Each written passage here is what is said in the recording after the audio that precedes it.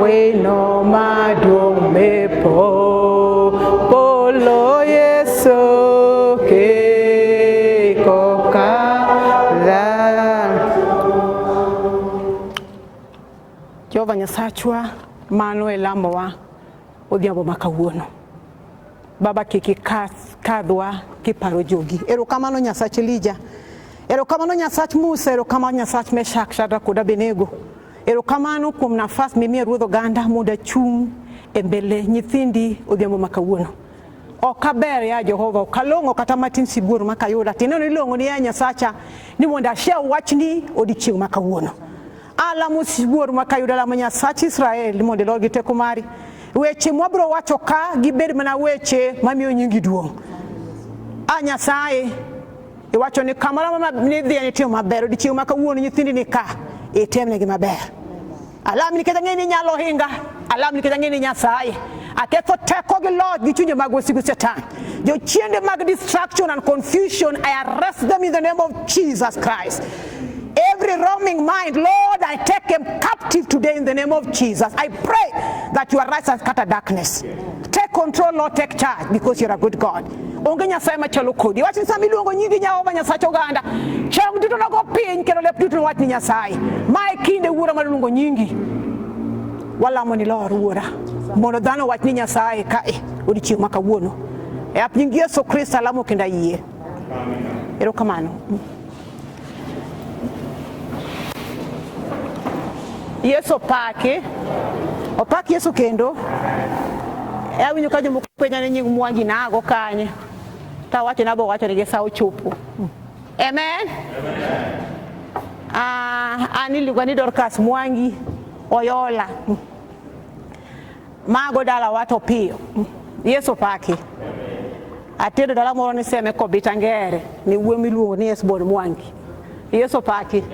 Ka wacho ni Esbon Mwangi kijangli kan maber ting'e kama wuoyi. Amina. Jo tukutenda resa gi jo crusade onge ka wacho ni Esbon Mwangi. Jaoda no chak kanon Mwangi Esbon Jagadhiru Kikuyu kane ochopo sami nyuole kwarane ja injili jo crusade. To ido kanon Mwangi no chopo kadawa koko nyuolo wuoyi to komako to wacho ni ma Mwangi. Yesu opaki. Koro mane Mwangi manka.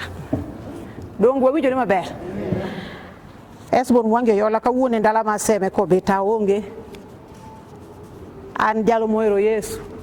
Nyasaye no wara higa ma 98 around December ka piny opoko koda. Ka onge mbele kata chiendo Yesu no para. Yesu opaki. To mago kadwele ga, always dwell in the present. Amen. Awacho mdhulu ja chandaga to koro kineno ka abagni tiwe abro kika ngich wang'iyo gi yalo gi kisungu. An le rida e kanisa moro St. Joseph sai kanu ka jo kanisa nanitia neno ndugu David aneno nyimine na moko de ka. Yesu opaki. Mago jo nenda. Hallelujah. No ja kom yando luonga ni mondo abia share. Asiluonga ka diriyo. Na wach Nyasaye koro manya ka chopi nikech Nyasaye nigi mpango donge. Nyasaye ok luong ng'ato nono ka onge gima oluongine. Amen. Omiyo ne wasomo tadwa somo mo ka wasesomo Jakobo miluongo ni James 1:17. Wasomo 2 Chronicles 16:34. Adwa somo kora Bakuk. Wabro kika Bakuk doluo kabere kabro tema. Abakuk adek kari 17 nyaka 19. Joma ne onge kwaso makabe wanyalo cheko kendo. Thor mar wach en erokamano. Donge thor mar wach is the theme. En erokamano.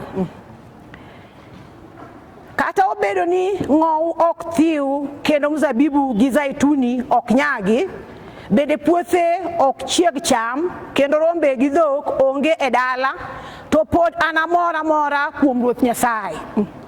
Kendo anabed moil kuom Nyasaye. Anabed moil kuom Nyasaye jawarna. Ruoth Nyasaye e tekona, en ema omiyo tienda teko mayot ka tiend mwanda mondo awuothgo kuonde moting'ore. Amen. Jakobo en otas 237 kare 17 nyaka 19. no kaya parga berio Jacobo achiel kaya parga berio. I'll go through so many but magi e kama do emphasize. Owete na mahero ngato kik wuondu mich mabeyo duto kod chiwo malongo duto ae polo malo gi akuom Nyasaye wuoro mane ochweyo ler mag polo en oko lokre bende oko wichre owewa e mudho oko wa e mudho Yeso pake kato wane rapar mar weche mag ndalo en katas 351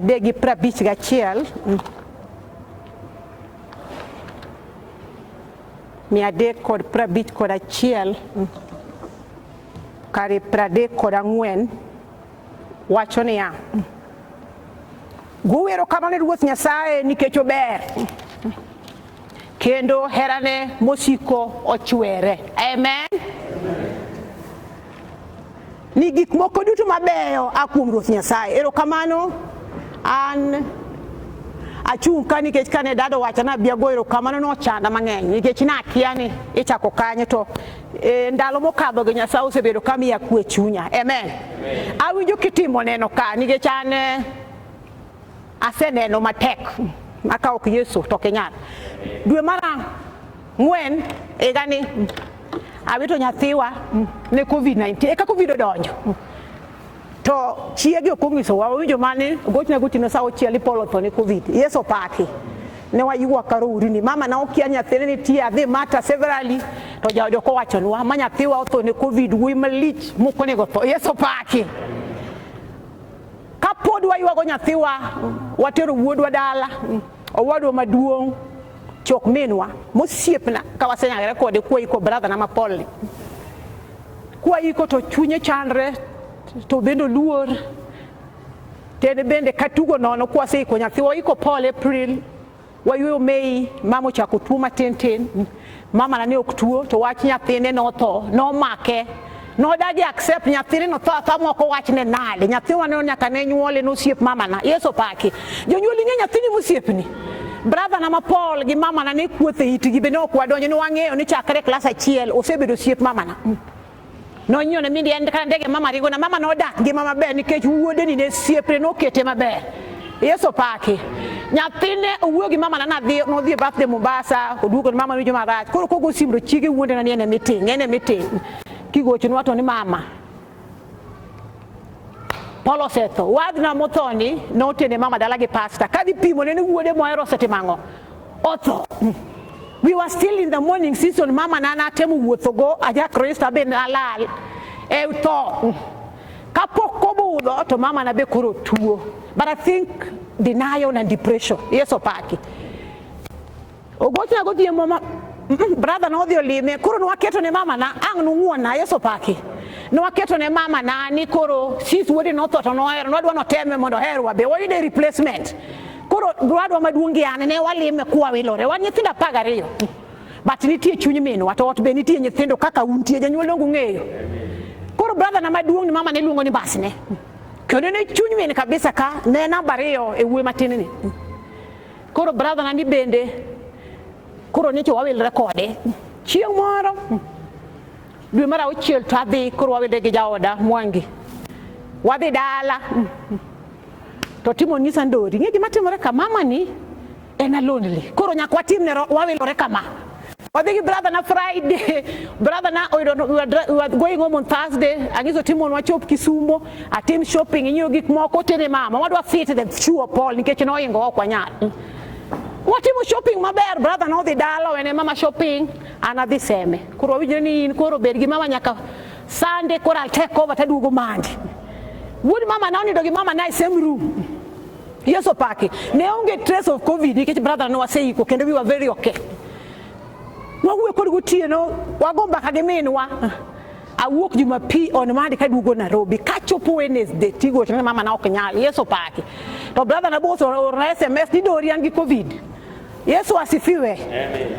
Tat Nyasaye tia timbra nade asiduogo Nairobi awacho ni otinyulo jiji mang'eny to nitie joma manyalo timo kata gin go tokgi kaka winjo jaya moro wacho kama I was like, God, what do I do? Hotel mama na yala. Ando wacho ndorianta ani bana bade ani manchako bedo COVID odwa. COVID era mokwongo cha. Ani manawe na to ne okanyiso mama na bedo kaja odane ndala ogochu na ayan gi COVID angise ko beda dala ka agora gi COVID na Nairobi. Yeso paki. Kena na agora go samaya manoneka good teams. I was on my knee. I say I shall live to declare the goodness of the Lord in the land of the living. Amen. There's power in the tank, amen. Koro alemo kamano mapoka nyasa ochanga. The doctors would call me and I walk the journey makai to brother nanoka where to koro to. Koro mar timon ya tuwa ntangise timon magi edema ne orna ni tiyogo tem tiyogo. Brother now chalanga my brother. One night in the evening to jawadungisa ni koro kunyali yueyo koro witolepe koro iye cholepe. At the same time igo chonani mama na wewe reda ala makoka chopo kwa dio supply to the top. I'm in Nairobi. Praise the Lord. Amen. I'm here to thank God. Hallelujah. Amen. I fought my brother kago chindori mtoka mango kani ukanyali riembo to katuo to driver bodagi no kudhio mama dala. Chi brother na moro maneni mtoka bwa chino konyadi kura penya saya temnaga go simo light go simo kamora mora apoka ido ngatoka wana mama na. Okelo Kisumu mama donje ward. And now on Thursday mom is doing well. I'm living in Nairobi other no Timon tigo tani mama. Ni Timon ma wego kinyi boss for the COVID. Mano koro June. Ogocha ni brother na ma wego wacha mama na COVID osetero. Yeso paki. Amen. And you know, unfortunately, not to tell you because my mama no said the word. Akelo Timon na pande word. Mama na jine ne subtanga. Honi word koni ni COVID ngata ko ni thing joka ngat. Mama podwa chande ka kwa pimne ni word ni otho. Owado ni otho. Owado madung mambas ne kech no penyon Timon ni kanye. Otho. Mom came to the hospital before Timon joined him. Timon died before her. Koro mama na pod kedo. Koro we had to run. Kwa chupo Kisumu daktari wachonani mama na brother nkofa to peniti atere kanya. Umia 24 hours to bury my brother because that was the peak of Nyongo governor. Umia 24 hours mama na is not able. Koro wadi pando brother na luwak ni kechi bria wada no uwegi matron maluwak sister negi nyogo. To gojo go kinyi kwa ngije duong. Ni yemo echo se discover ni mama ni luwak koro nyaka gole ike. Ni brother na ni luwak nyaka gole ike. To mama na bende idu wana teri ICU. I had 2 cases to handle. Bwana Yesu asifiwe. Koro my husband came in handy. Waringo wa the luwak. Mano mama na police struggle oka. Wa plead gidemo and the rest. Koro watu ni wabo pande kona moro kanyo. Mondo wangia ne. Kaka mama nyalo respond. Amen. Amen. A few minutes kaswala mama nenti watu ni nyaka goli dwa hospital ma high dependency unit mano koro wan luwak. Kurwa penya sai hospital agakano pong avenue pong mama nongi zina anka toto kikitera Russia. Ano kadwa Russia ngatina kitera Russia radito. Antia agakano Nairobi kaminya loga tera mama na neza komatio mate. Koro no losu gige. Yeso paki.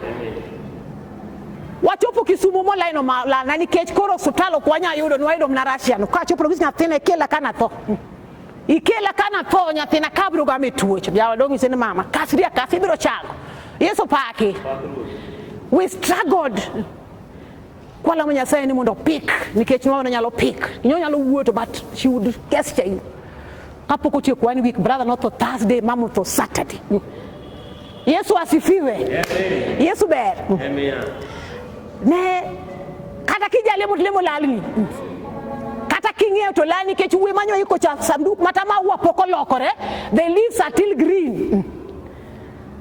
Praise the Lord. Amen. Now my mother is dead, my brother is dead. We have women makorogore ne muandu and now you have to stand firm and be still and see the salvation of the Lord. Praise the Lord. My sister called me, I told her na iko brother na kitale angilieti ari mapoda struggle. Bwana Yesu asifiwe. Ome asomo bumoro Abakuk ni kata tek mara ka pinyo tuo kata weche tek. Tabro pako nyasa Abakuk wacho ni kata cham ok tuo kata cham ok pi ok tie puodho tabro pako nyasaye. Amen. Hisomo Abakuk maber kapok kadhi mbele. Abakuk ahere nikech omiya courage. Bwana asifiwe. Abakuk wacho ni kata tek te nobro timango obro pako nyasaye. I don't know, we are in the same page. Let me just go back to our back. 836, huh? 830, kind of lost it. 830. Podo come very conversant gini magdulu. Owachoni ya. Kato bedo ni ng'ow ok thiew kendo mzabibu gi zaituni ok nyagi bende puothe ok chiem cham kendo rombe gi dhok onge dala to pod anamora mora kuom Ruoth Nyasaye.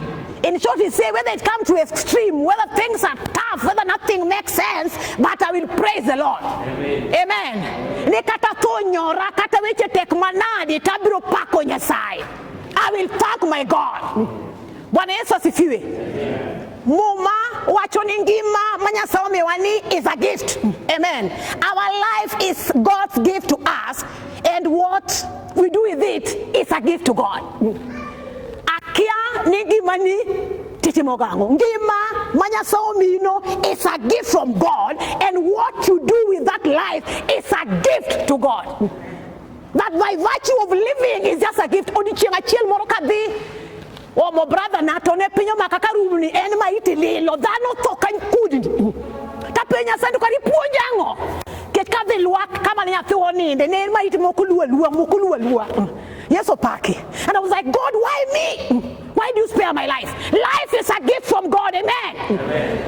Chia moro kadhi mama na kura say walk my line olalna tukuru wado do nya mera room niket nyithindo gitindo hangi pressure no is 200 kangyo konta idu maroon mag de winyo opag ka gonde kengyo kondi samoro kano wakadho tidhiro body machielo monikadhi.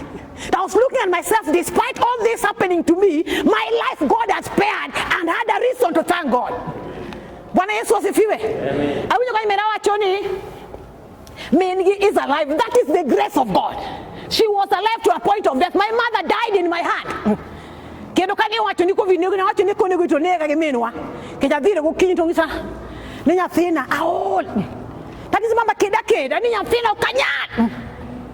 I told mom fight. Niya wanyafina kro which watakuero na dum kael. And the last song she sang na dum kael kawer kama gima pinruot polo. And I had a reason to thank God. No say the crown mare. Yes opaki. She died in my hand. Everybody ran away because we are COVID territory. One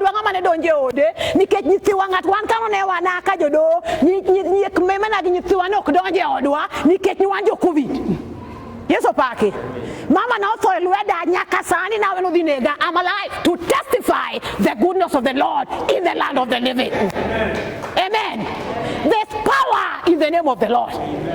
Our life is a thanksgiving to God. Today I've come to tell you the love that God has given you is a gift from God.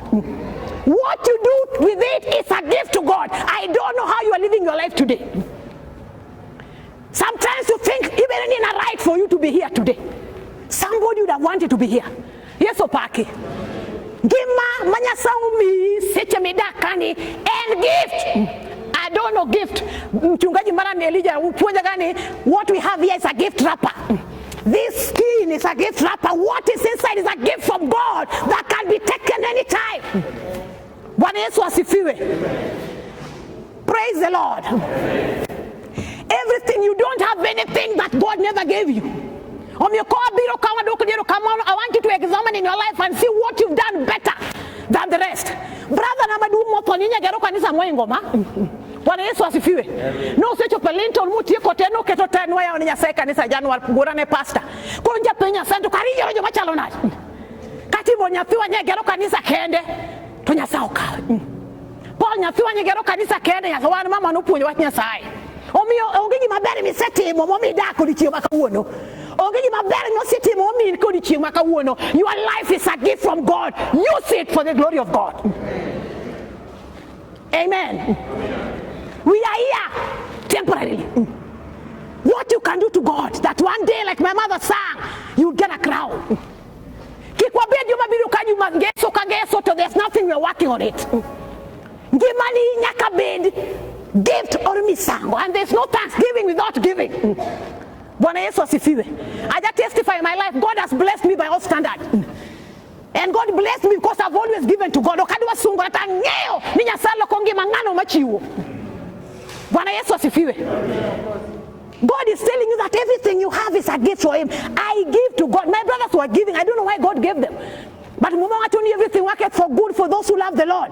So kanya sai no kaogi ongegi mami okaogi. Awatu ni mama na ndagi sa morodi koro pachi okutini ketni tene manoero no said. Bwana Yesu asifiwe. What are you doing with the life that God has given you? Bwana Yesu asifiwe. Jemo ko chipo chopo sa chiwo to chanyi tuo no da kefuki. And you see the more you don't give, you don't get.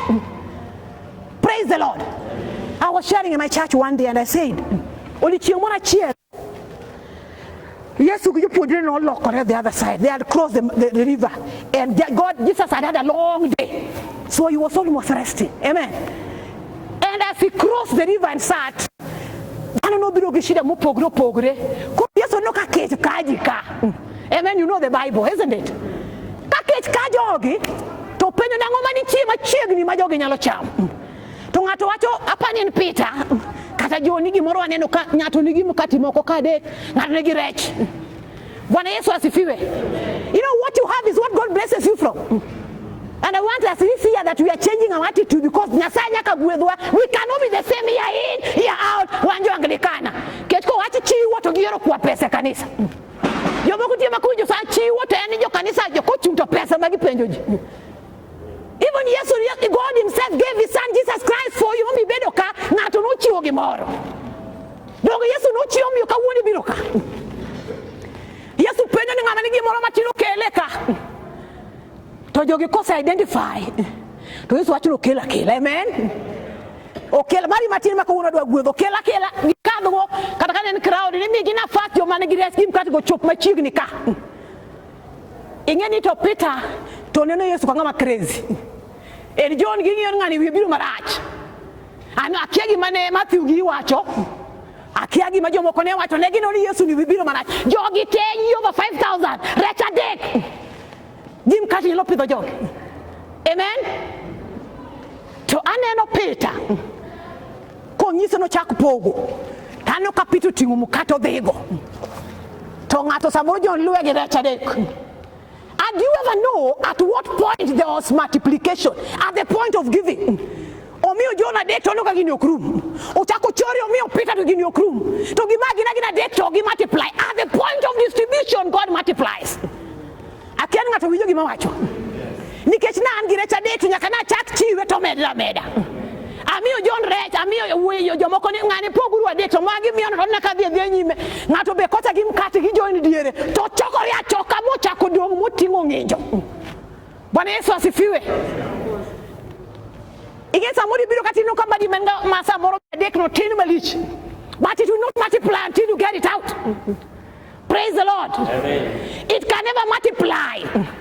Uora keno min wajomoko wan wasika siko kwa nyasudo mbele nikech mar watin. You will never be blessed if you don't give. Jesus was given as a gift to you. The Bible says your life is a gift from God. What you use with it is a gift to God. Praise the Lord. Amen. Yes, Opaki. Knowledge at the point of distribution was multiplied. As it was held, there was nothing. It was only 3. Negina dek, ongegi manome, leka negina dek at a beach. Nikechini okogolgi. Omi wabiro kamu duk nyasero kamanu kumgimani. Ongegi maberi miseti momolo nyathiwa gimera manoto. Ongegi maberi miseti momolo dono manani na muchari koni ndoka. Ongegi maberi miseti mo. Molo wudi gimani muchari sanini. Eno mananguano mari nyasai. Wadu nyasero kamanu nangu. Nikechino oro Yesu Kristo mudotono wa msalaba. Nikechino ero wa nyasaye no ero pinya enyo mi no chiwo de mam derma. Ninga moyi kume kiklal to ningi manyaka chieng. If God withheld Jesus, where would you be? Bwana Yesu asifiwe. Olichi makawuono and Thanksgiving day. I don't know give me kilo ni nyasaye. Nyako moro penyo ena ngo mi chiwo kilo ni nyasaye kaka misango. Ena ngo. Mi kilo ni nyasaye para nini dak. Anapenga ni donge na timu mama na daktari ya masamatini mama utapata ugonjwa. Can you say I'll not die but I live to declare the goodness of the Lord. Atingo menwa basa nyako tosamo tota ubo wange. Topolagi magema. I'm not telling you to do that, but I say the grace was sufficient. Wadu kunya sel kama ni keti ngone ni usiku nyaka chieng. Wadu kunya sel kama ni keti waru okne momewa. Wadu ikami bedo nchimba sti majane koma kwanyo tese street okni keti bea moloe. Niti wadi moro makatu siku mado kongo mbele na nyuma okno ero niketi ngono manya sae omio yinika. Yeso paki. Ngono manya sae momi betko ni chimaka ngono, don't take it for granted. We are counting the year. I will ni COVID mocha kodonjo. To ngono manya sae will keep you because God has a mission with your life. Your life is not just to be kept there, to be wasted. Ka Yeso watono ni chinga chel ko woso yo pojrene oido mzabibu mok nyam. No gole. Don't put on mzabibu Yeso kuomocha. You put in a kind of kingdom to come kanyo. Nikech if you don't add value to the kingdom of God, why were you there? Yeso paki. Muzabibu kajo kodo kinyo to edo kakora hungango. Otu okoro onge gimogolo. So remember that your life is a gift from God. What you do with it is gift to God. Don't see yourself as special. We are here on a temporary mission. Nobody knows the hour. Oginga mungi sakana dakika. COVID ocheko wange unyo ide South Africa. Tomna jogo magi buti unya sai gadira kanya san no you can impact the kingdom of God. You can be spared. Yeso opaki. If you don't give, my brother, you remain the same. I will you can do tomorrow. I don't know kinya dichi mudela monya sai. Mo biba tunga ma okti mo do kikichiem. Koki goal kick me. You don't have a right to be given. Why would you be given when you don't give? Praise the Lord. My mother taught us to give. I stand here and I testify. I'm proud of my late mom. Kawatindo mine ipunjugi more, and God has blessed us all. Kane watindo ne kawachako nasari mama ne kochopo every month and fika nyafiba chawani tila pagariyo. Nyafika nyafigi basha ne every end month. Kane na 30 bob kana 20, the 12 of us. And she did kasama nyoto, she was doing the same. And you inculcate this one in your children and you have a blessed seed. Bwana Yesu asifiwe. There is power in giving to God. God can elevate you from nothing to something. I always say I used to be a watchman sometime. I was a watchman. I went to school and I studied, but I did not have any work. I ended as a watchman. But I used to tell God, remember, oh Lord, you know there's something you put before God to remember. This is not my place. I'm a giver, I'm a tither. I'm a servant of the Most High. This is not my position. You have to elevate me. Bwana Yesu asifiwe. I don't know the kind of blessing when you get mara. Because God is able to elevate you from anything and make you something. But it doesn't happen just like that. You must work on it. The more you withhold, the more you can actually get a bag and again multiply it never multiplied. At the point of distribution, at the point of giving, it multiplies. As you give, it multiplies. You can give in terms of service, in terms of ministry. There are people who give in different caliber. Because God does not judge you on what you give. Nyene wanjo duo akata Kisumu kanga to bolo tiani giyeka selling a beach ale ofuko onyalo mulo mo goal 5 exactly. And yet you need your 100-fold. How do you get to 100-fold if you don't give to God? But the most important thing that you have today is that life that you have today. Everything else will go, but your life, you owe it to God. Remember that message that I came to give you today, that your life is a gift from God. What you do with it is a gift to God. You must make a difference in the kingdom of God. Bwana Yesu asifiwe. Nyasaye no ropenya yenyo miochiwo le mamder. Ninga moyie kume ke klai to ngima nyaka chieng me wanka. Ngato no chiwo gimoro. Ngato no chiwo gimoro e minwa. Ngato no chiwo gimoro wuora. Gimoro no wa polo. Emo mi wanka. Ominya diri Yesu tiwacho ne ajari chowena. Amen. Bwana Yesu asifiwe. Everything you have in this world is from God. And you don't have anything that God never gave you. So today, as we look at this day of Thanksgiving, come to God with an open heart. Kiki withhold anything. Not watching withholding nothing to God. He knows you. You know, God is able to say, Bible say, God has engraved the palm of his hand.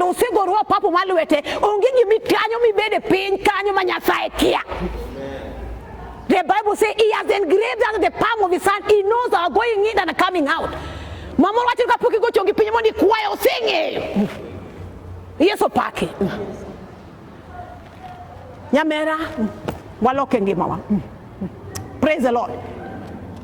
Anglican wakani wache pesa ne dano kudua. You know, you go to these other churches, you see the way they are springing up.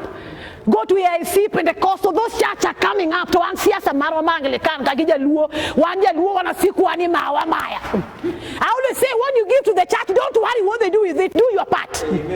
Bwana Yesu asifiwe.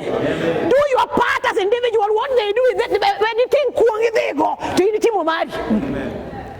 Longo mama toka malo. Mumwachuni give and it shall be given unto you. Good measure, praise and shake it together shall men give to you. Not God, men.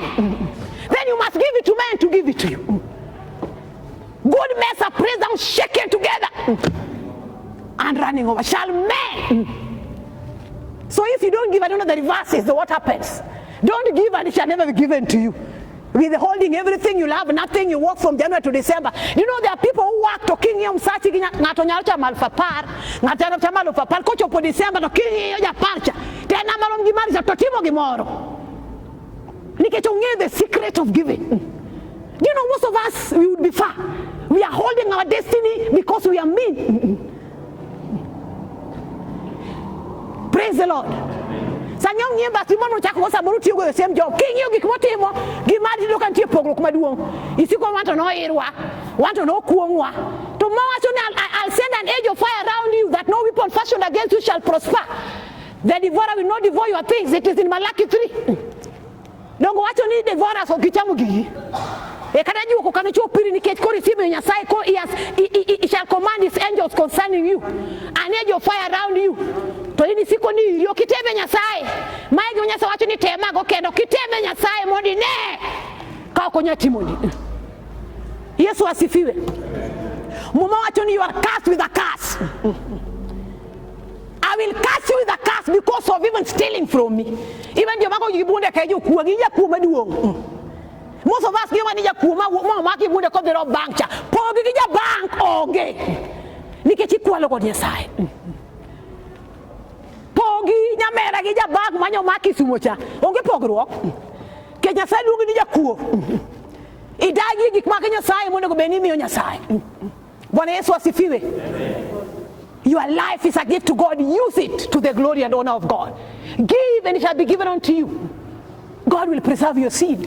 God will protect you. God will enlarge your territory. Those are promises. We give to God because He has promised us. And God fulfills the desires of our heart. And God honors His word. The Bible says, I watch over my word to perform it. I watch every word that I speak. When I say give and it shall be given unto you, good measure, I watch it to perform it. No word cometh out of my mouth shall return void, but I shall accomplish every word that cometh out of your mouth. Bwana Yesu asifiwe. Akiani ngimani timone angogi Nyasaye. Ulichima ka wono wan ka angeo kata me wala I'm not very active. But itieje wa mama Nyasaye osekao through COVID. Iningyo ni kanyo ni kechanga ngomi sati mo Nyasaye maber. Momi intio dichima ka wono. To chako mi nafasi machielo mondo tim Nyasaye gimoro. Praise the Lord. Bwana Yesu asifiwe. Our life is a gift from God. If you didn't get anything, go with that home. What you do with that life. God can look and say, my beloved son, like David, a man after my own heart. I'm not standing here and telling you I'm better than you. I'm a sinner, I keep on repenting, but it's good to know. Because my people perish because of lack of knowledge. But because you know, don't allow yourself to perish. I always say I'm a watchman that is able to employ 400 people today, and I was a watchman. But my mama told me, "Nyathina gula bi sechiwo, nyathina mi udo bi sechiwo, ise to rachiel kuma par. Nyathina bi se gola chiel kuma par. Ka okigo to orna moda or bi se golo." And mom will remind all of us, "Bendi se golo nyathina." Akeni bi paro ni nyithindi kata bendi golo, akeni paro ni jaodi. Bwana Yesu asifiwe. Praise Praise the Lord. Owadi poko di nyime nikech ikwalo gik Nyasaye. Nyithindi ok dhi maber nikech ikwalo gik. Nikech pesa mi ikwalo kuom Nyasaye ichulo go Nyasaye, ichulo go school fees. Iwe nyathi Nyasaye nyagwedho, ikwalo pesa tidhi ichulo go gimoro gi jakuo. To pesa mokwal bende tiyo tich maber.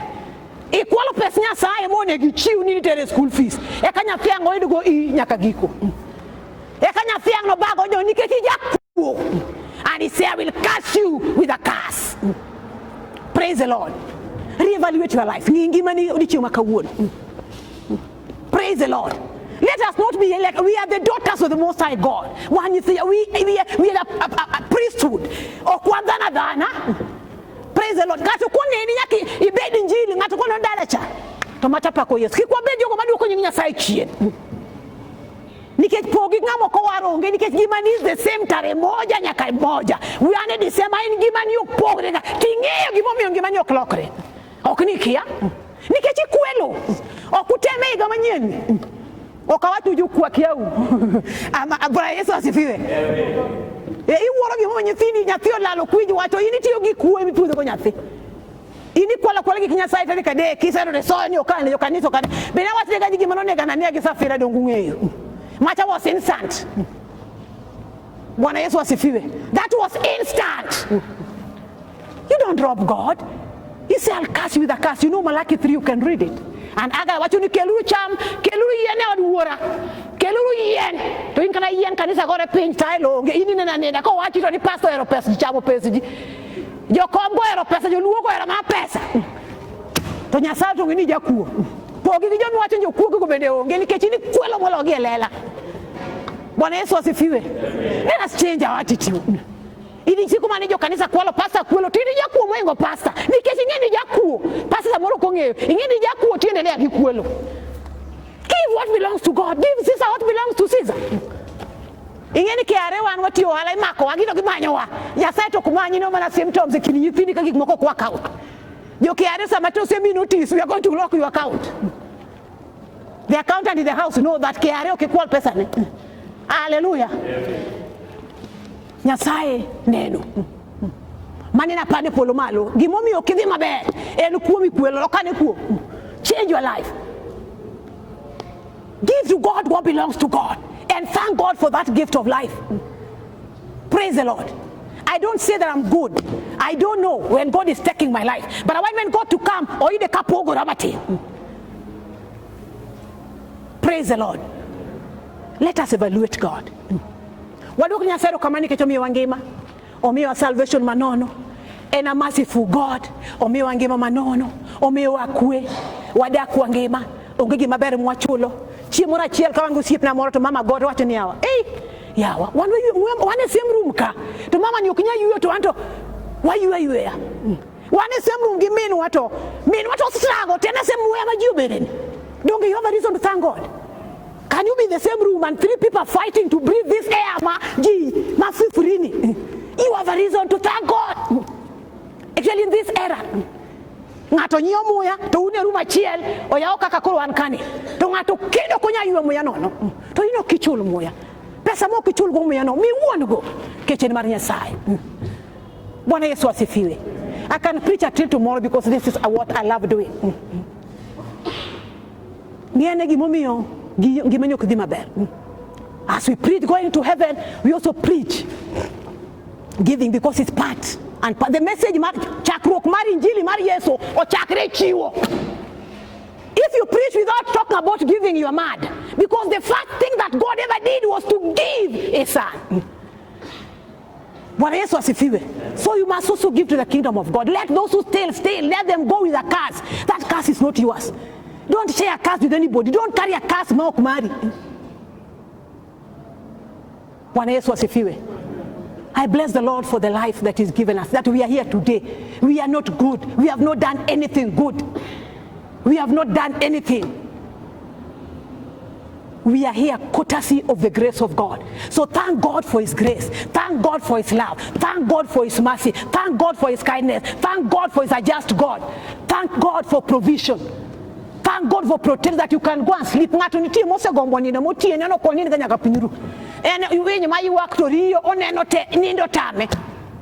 Nitinga makatake tando kolokore. Nyoro nangu sip na moro nchi watero hospital wale mokode. Gimoro yuwa tiende.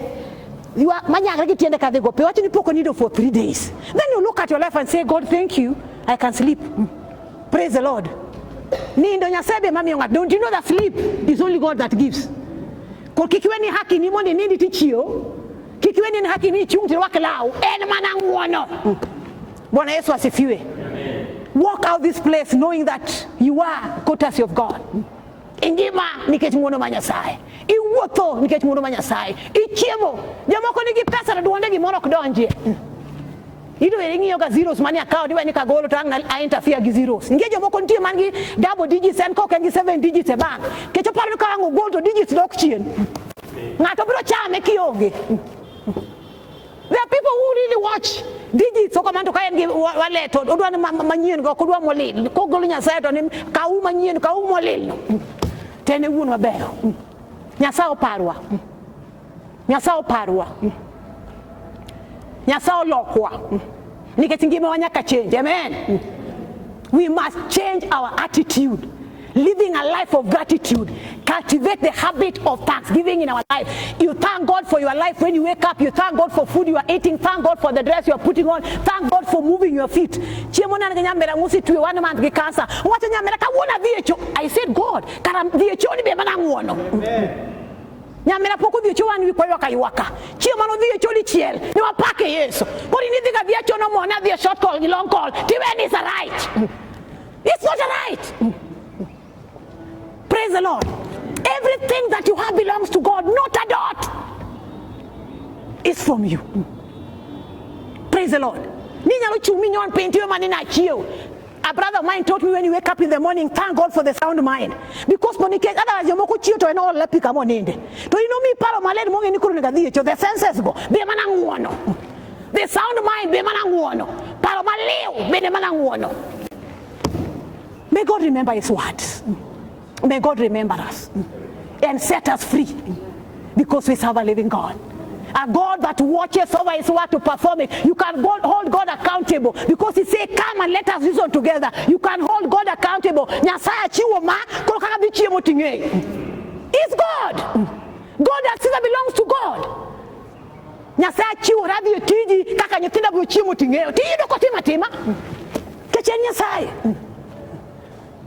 Praise the Lord. Amen.